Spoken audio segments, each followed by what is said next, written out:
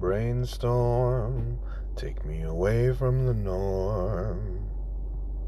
I've got to tell you something. This phenomenon, had to put it in a song, and it goes like, whoa, amber is the color of your energy. Oh, hey, how's it going out there? How's everyone doing out there? So I was walking around in a grocery store, and it hit me. I was like, man, I need to make a new episode. You know what I'm saying? So, I actually wanted to talk about, I saw a movie recently. Can you believe that? I actually went to a movie theater and I saw Hail Mary. So there may be spoilers here. So if you're here and you want to see the movie, don't listen to this. Anyways, so yeah, my younger son was like, hey, have you heard about that movie Hail Mary? And I'm like, oh yeah, with like Ryan Reynolds, and he's like, no, Ryan Gosling, and I'm like, yeah, and so he tells me about it, and I do kind of remember seeing the trailers for it, and so he starts rattling off some stats. I'm like, all right, let's just go see it, let's just go see it, what I'm saying? And so we just headed out. No plan, just hit up the theater, get the tickets. So me, him, and my older son went last night. Really good movie, man. Really good movie. It makes me think about, it actually kind of reminded me of another movie that I like.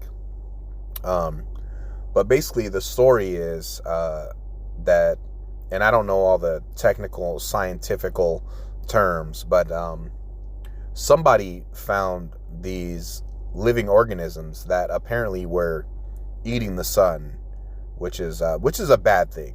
And so they hire this scientist who happens to be like a middle school science teacher, which is played by Ryan Gosling. So this group hires him to try to figure out what's going on with these what did I call them earlier? They're called black dots in the movie. I think there's another name, astrophy. Nah, I'm probably not saying it right, but anyway, so he has to figure out what they are. They're moving. He sees them under the telescope, and anyways, he ends up getting put on this mission to find this. There's one area that they're not inhabiting, and he ends up going in space with two other astronauts, and unfortunately, those other astronauts, they die in the mission. So he survives by himself. He goes to this, he's flying through space, and he ends up coming across this one area. Oh, this other spaceship shows up, and so he's able to get into the spaceship, and he meets an alien, and the alien looked like a rock figure, so he named him Rocky. And it's just like a puppet, it's like a puppet that someone's controlling. But they give the puppet, Rocky, like a little bit of a voice, and next thing you know, they're communicating to each other. They're giving thumbs up to each other, and Ryan Gosling is able to somehow build a language translation program in space with a laptop between him and this alien. And so he picks a voice for the alien, and it kind of sounds like, what is Grace doing now? Question. What is Grace doing now? Who is Grace talking to? And so he builds a bond with this alien, and it's like they become best buddies, like best friends. And there's a part they have to go collect some material. It's dangerous, and they're scared, and Rocky at this point ends up on Ryan Gosling's spaceship, and it's going bad and he has to collect this material, and he goes out of the spaceship, and Rocky's like, Grace, please come back. Not safe, not safe. And, Ryan Gosling, almost dies, and he's bleeding, and Rocky ends up moving out of his he has like this little sphere that he's moving around in. He breaks through it, which is dangerous because he can't breathe the air, and he sacrifices himself, picks up Grace, or Ryan Gosling, puts him into this machine, gives him oxygen, and gets him all better, and then Rocky crawls back to the bubble thing that he was in, and he basically stays unconscious, and then Ryan Reynolds comes back to life, and he realizes that Rocky, his best friend from outer space, saved him, and it's really emotional, and then you start wondering, like, oh my gosh, like, please don't tell me that Rocky's dead.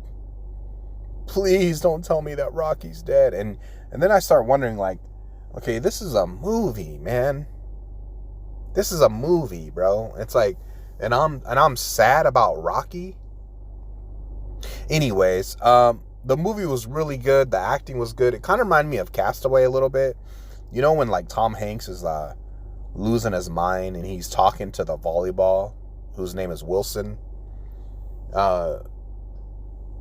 Kind of like a similar style, but it was good, man. It was good. The acting was good. The story was good. They did a lot of flashbacks to the buildup of like how this came about, as far as him going to the mission. And I'm not going to tell you the ending. So go watch it. This is all based on a novel that was written by an author, last name Weir. And but anyways, it was actually really, really good. Oh, and the special effects, the visuals were honestly really, really impressive. It was really good. I'm glad I went. So the other thing is that I do have a grocery store story. So I'm in the grocery store recently with my wife, and we're walking through, gonna buy some food, and I happen to look over, and I see this guy. He's like wincing in pain, and I realize he kind of like stumbled a little bit, and he reached out and he grabbed something to get his balance, but unfortunately the thing that he grabbed was like the hot part of the little oven where they put like the rotisserie chicken out, and I'm like, sir, are you okay? And I didn't say like that, but I was more like, are you okay? And he's like, oh yeah, I'm fine. Thank you for asking. And so I was like, okay. So I continued on, and then, we're getting our groceries, and the next thing I know, I look up and I'm near that guy, and he goes, sir, could you please call somebody? And he's like, I'm bleeding. And why am I telling the story? Anyway, so he had his shoe off, and he pulled his sock off, and he was bleeding, and I'm like, what is going on here? So I go to the deli closest area near me, and I'm asking the worker, and I'm like, hey, can you call like a manager or somebody? Like, somebody got hurt. And she's like, huh? And I'm like, call a manager, somebody got hurt, they're asking for help. And then she says, the managers are all up front. And I walk away in dismay, shaking my head like, hey, I'm asking you for help.